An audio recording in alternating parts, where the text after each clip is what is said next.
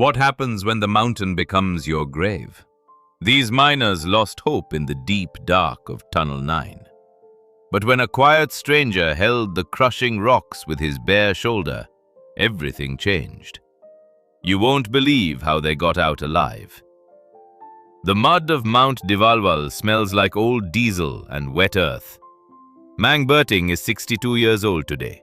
His hands are rough from 34 years of chasing gold. The mountain is a hungry beast. He tucks a small wooden cross into his sweat-stained shirt. The monsoon rains have made the tunnel soft and dangerous, but his grandson needs a nebulizer for his weak lungs. 5,000 pesos is the price of a child's breath. Berting walks into Tunnel 9 with a rusted flashlight. He hears the timber beams groaning under the mountain's weight.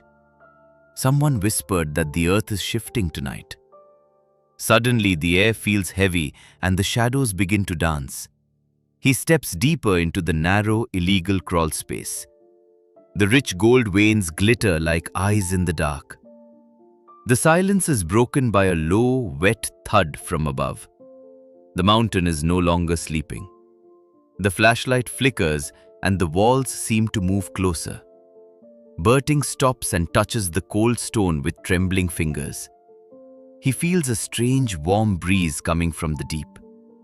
Have you ever felt that God is watching your every step in the dark? The watch on Berting's wrist says exactly 2:15 in the afternoon. The air in Tunnel 9 is thick and smells like wet mud. Jojo, the young apprentice, is humming a song to stay brave. Suddenly, a deep growl vibrates through the solid bedrock. It is not the sharp crack of an earthquake. It is the heavy, wet thud of a massive landslip. The mountain is moving above their tired heads. Mang Berting yells for Jojo to run toward the exit. But the earth is faster than a man's old legs. The timber supports snap like dry toothpicks in the dark. Hundreds of tons of rock and mud seal the entrance. Mang Berting is thrown hard against the jagged cave wall. A massive slab of granite falls directly onto his left leg. He screams, but the sound is swallowed by the falling dirt. The world turns into absolute terrifying blackness. Dust fills his lungs and makes him cough blood. He reaches for his flashlight, but it is buried deep. The silence that follows is heavier than the mountain itself. He can hear the sound of dripping water nearby. The mountain has swallowed their hope. But a light is coming. If you find strength in stories of God's quiet power, support us with a like and subscribe to the channel. "Jojo, are you there?" Berting calls out into the void. A muffled sob comes from the pile of rubble nearby. "Lolo Berting, I cannot move my arms," Jojo wails. The young boy is crying for his mother in the dark. Berting tries to push the granite slab off his leg. The pain is like a white-hot iron searing his flesh. The rock does not budge even 1 inch. The heat in the tunnel begins to rise quickly. It feels like they are being buried alive in an oven. 40 degrees of humid heat makes every breath a struggle. The wooden cross in his pocket feels heavy against his chest. He remembers the 5,000 pesos for the nebulizer. Now that money seems like a distant, cruel dream. The mountain has taken everything from them in seconds. "God has forgotten us here," Jojo screams at the ceiling. His voice cracks and turns into a hollow rattle. Berting wants to pray, but his tongue is too dry. The weight on his leg feels like the sins of the world. Is a miner's life worth less than a gram of gold? Just then, the rhythm of the dripping water changes. It sounds almost like a steady heartbeat against the stone. Berting feels a sudden strange coolness on his forehead. He can feel a presence in the suffocating silence. The darkness is no longer empty. The darkness is a thick, heavy blanket. 1 hour passes like a whole lifetime. Then another hour follows in the silence. The watch on Berting's wrist has stopped. Now, time has no meaning in the deep. The oxygen is slowly running out. Each breath feels like swallowing hot sand. The heat rises to nearly 40 degrees. It is a slow, humid torture. The air is poisoned with the smell of diesel. The sweat on his skin is cold now. Jojo is no longer just crying quietly. He begins to claw at the walls. His fingernails are broken and bleeding badly. He's losing his mind to the shadows. Dios ko pinabayaan na tayo rito, he wails. He wails until his voice is gone. God has forgotten us in this mine. His voice echoes and dies in dust. Mang Berting hears the boy's terrible agony. His own leg is a crushed mess. The pain comes in waves of fire. He tries to reach for his cross. He finds it lying in the mud. The small cross is snapped in two. He stares at the wood with empty eyes. For the first time, his heart is hollow. Is this how 34 years end? A lifetime of labor for small grains? Is their blood worth less than gold? The mountain does not answer his question. Only the sound of Jojo gasping remains. Berting thinks of his grandkids at home. He sees the face of his grandson. The nebulizer feels like a distant dream. He feels like a piece of trash. The world above moves on without them. The sun shines on the green hills. People are laughing in the village square. But here, there is only the grave. A cold doubt freezes his tired soul. Maybe we are truly alone, he whispers. The darkness laughs at his quiet words. His faith is crumbling like the walls. He closes his eyes against the blackness. The pain is now a dull throb. He feels himself slipping into the earth. The mud is soft like a bed. He wonders if anyone will find them, or if they will stay here forever. Two miners turned into dust in stone. The silence of the deep is absolute. It is the silence of a tomb. Every second is a battle for breath. His chest tightens like an iron cage. Forgive me, Lord, he tries to say. But the words do not leave him. He is waiting for the final sleep. The weight of the mountain is heavy. He can feel the mountain pressing down. Every rock above him weighs 1,000 tons. Jojo's hands are raw from the scratching. The boy is digging his own grave. The mountain is a dark and silent god. It demands a sacrifice of their lives. Berting remembers the morning before the shift. He had coffee and a piece of bread. He did not know it was his last. The cross was a gift from Rosa. Now it lies broken and covered in filth. He feels the presence of a deep despair. His prayers are just empty echoes now. The gold is not worth this pain. He wishes he had stayed in the fields, but the fields do not pay for medicine. The mountain is a cruel and hungry master. He feels his heart slowing its beat. The darkness is swallowing his very soul.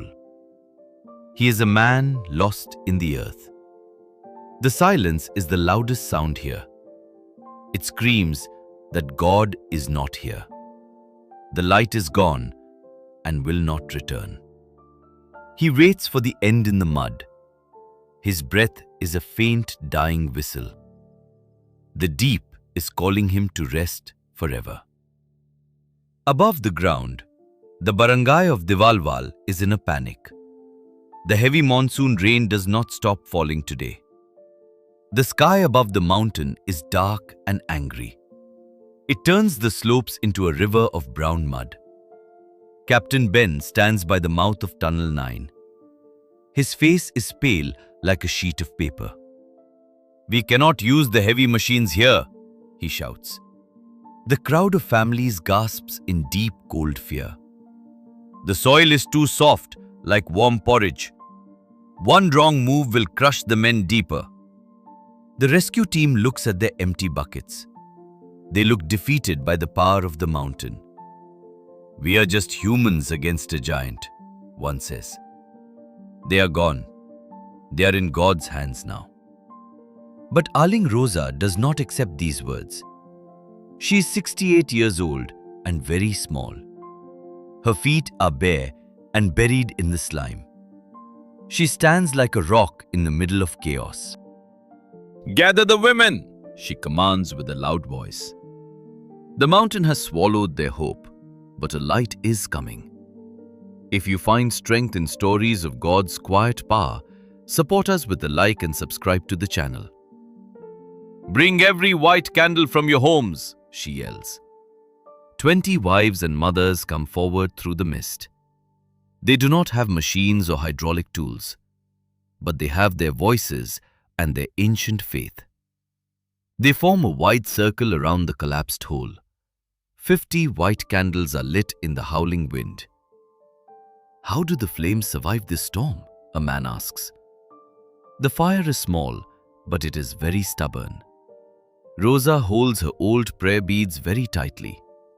She begins to lead a rhythmic, haunting chant. Aba Ginong Maria, Napupuno Kanang Gracia, they sing.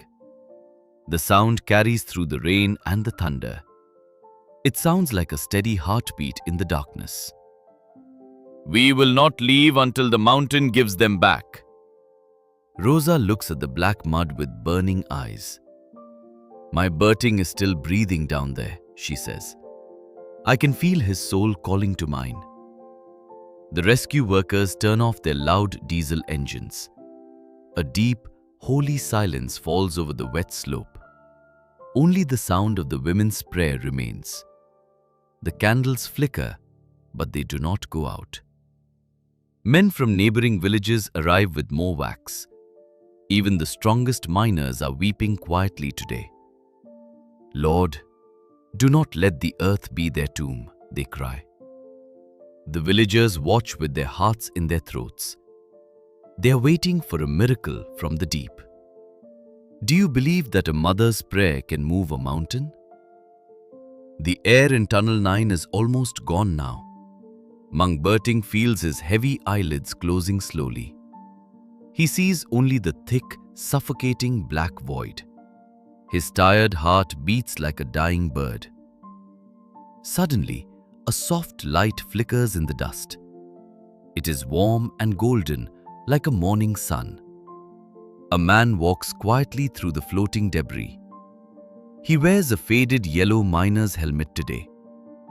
His blue denim jacket is old and worn. He looks like a simple, hard-working day laborer. His dusty footsteps make no sound on the rubble. He does not speak a single loud word. The stranger kneels in the cold, wet mud. He looks at Berting with deep, kind eyes. His face is weathered and browned by the sun. He reaches out a rough and scarred hand. He places it on the massive granite slab. This rock weighs more than a heavy truck, but the stranger's touch is very gentle today. The weight of the world is heavy, but God's mercy is lighter than a feather. If you believe that miracles happen in the darkest places, please like this video and subscribe to our channel. Suddenly, the crushing weight begins to change slowly. The mountain no longer feels like cold iron. It feels like a heavy, warm wool blanket. The agonizing pain in his leg softens now. Berting can finally take a long, full breath. The stranger reaches into his old side pocket.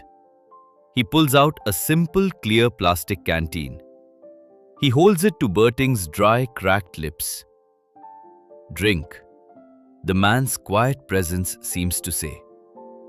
The water is ice-cold and very sweet. It tastes like a hidden fresh mountain spring.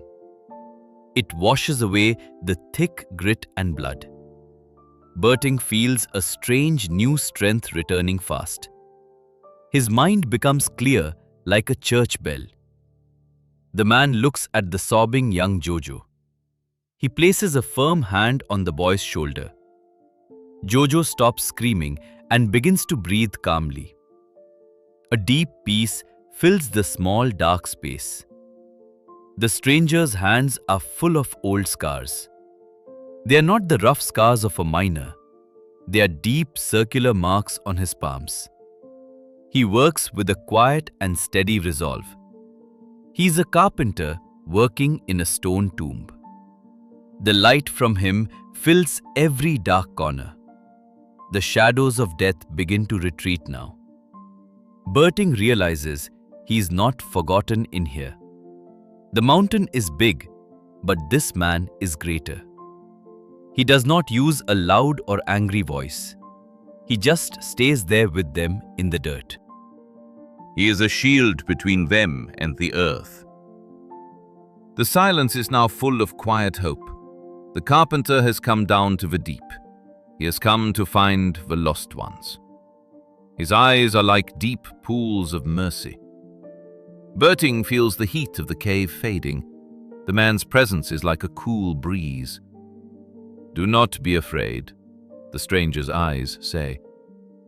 The wooden cross in the mud starts to glow. The stranger picks up the broken pieces gently. He puts them back together with a touch. The wood is whole and smooth once more. The air in the cave is suddenly fresh. It smells like jasmine and mountain rain. The stranger points toward the dark back wall. A tiny crack begins to widen into a path. The gold of the mountain is forgotten now.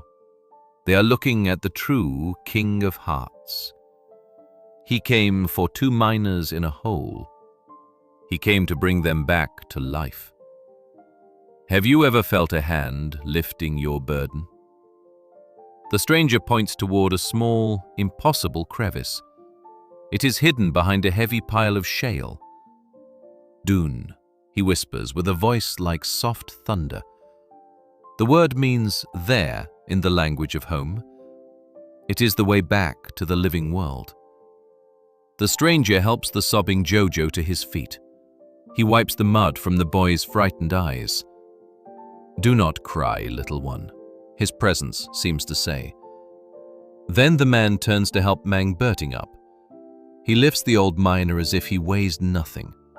The crushed leg feels light and completely without pain. It is a miracle that defies every law of nature.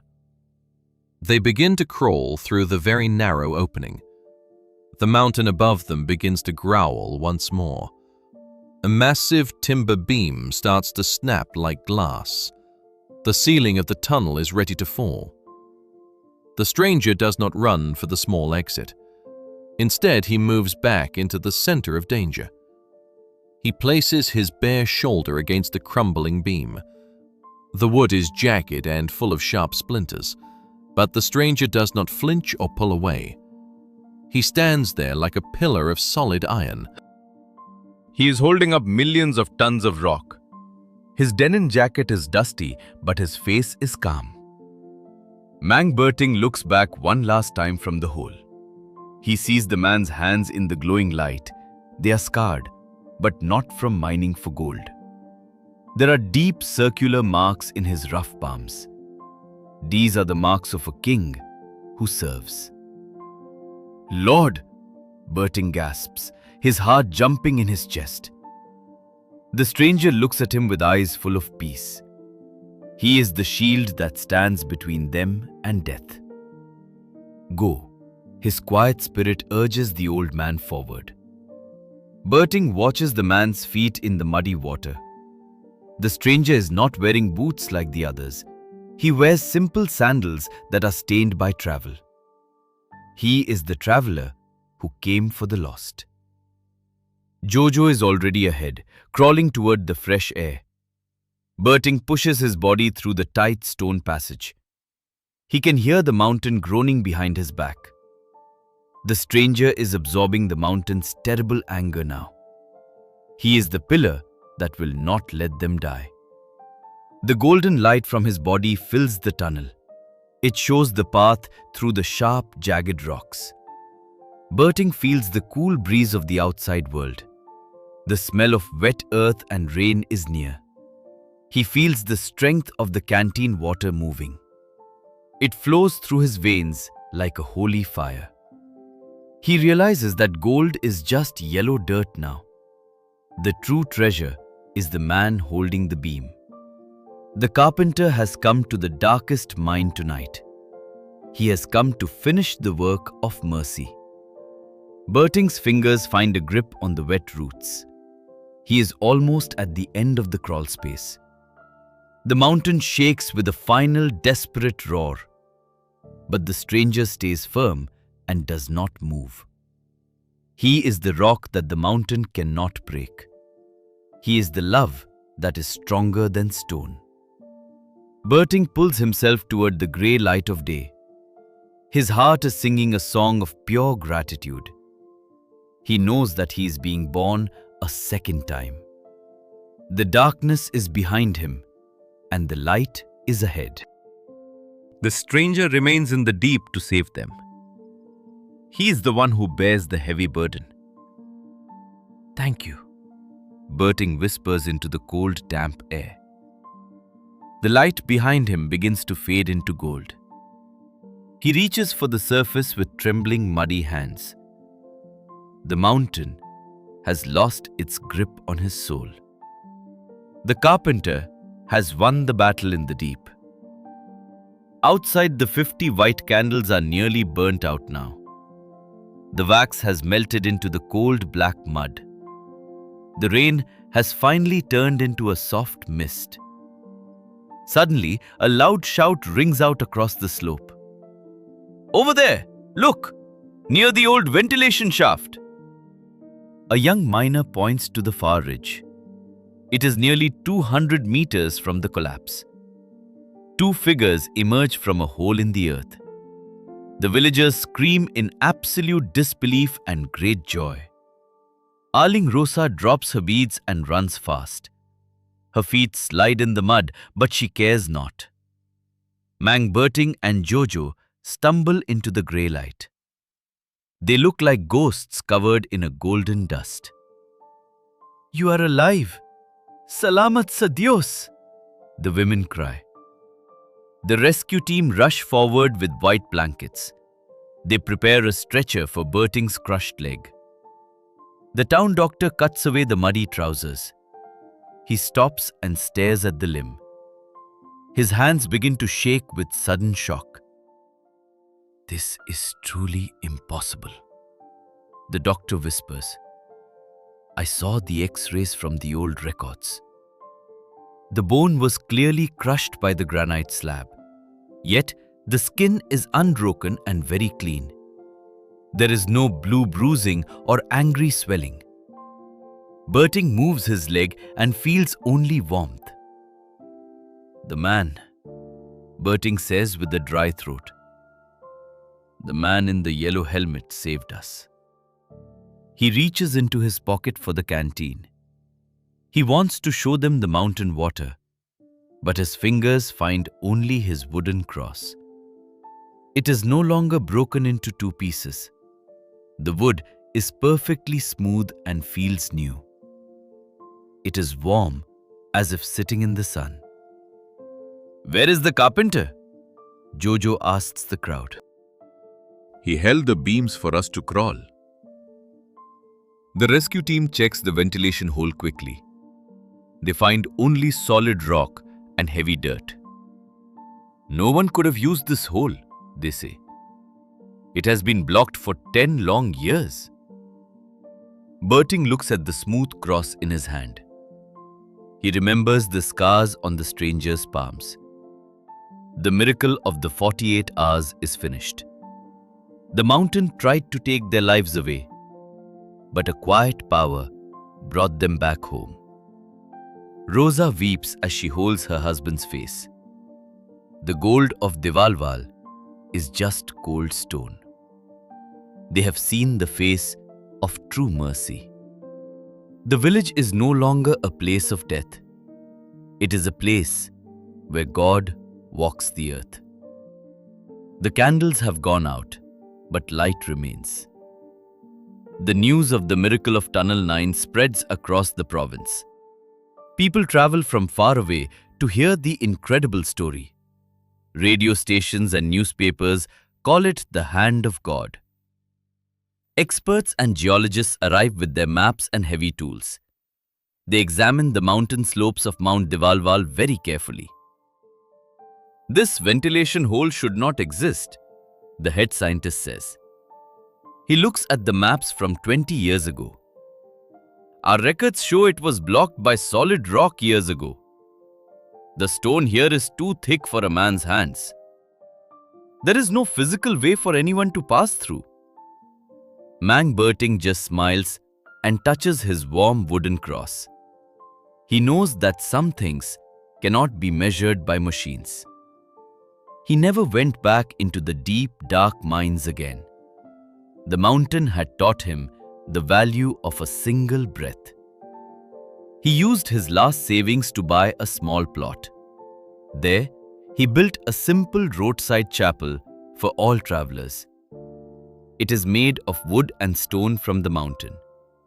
Inside, there is no statue covered in gold or silver.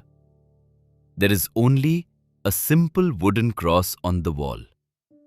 It is the same cross that was broken in the mud. To every tourist who stops, he tells the same story. We thought we were forgotten in that dark hole, he says. We cried out that God had left us to die. But the carpenter came down to finish the difficult job. He does not always use lightning or loud miracles. He did not break the mountain with a great shout. Instead, he stood with us in the absolute silence. He became the shield when the world was falling down. He gave us water when our souls were completely dry. Berting watches his grandkids play in the bright afternoon sun. His grandson breathes easily without the help of a machine. The boy's lungs are strong and his laughter is loud. The miracle was not just surviving the heavy landslip. The miracle was learning that God is always very near. He is in the quiet decisions we make every day. He is in the patience and the kindness we show. True gold is not found in the tunnels of the earth. True gold is the peace that comes from a clean heart. Mang Berting looks at the mountain one last time today. He is no longer a slave to the yellow dust. He is a man who was found in the dark. Peace now flows through the village like a calm river.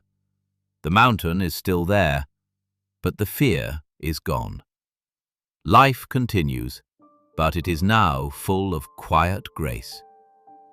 The carpenter has moved on to find another lost soul, but he left his light behind in Devalval forever. If this story reminded you that God sees everything, support us. Please like this video, subscribe to our channel for more stories. Write the word Vira in the comments if you believe in him. May the peace of the carpenter stay in your heart always.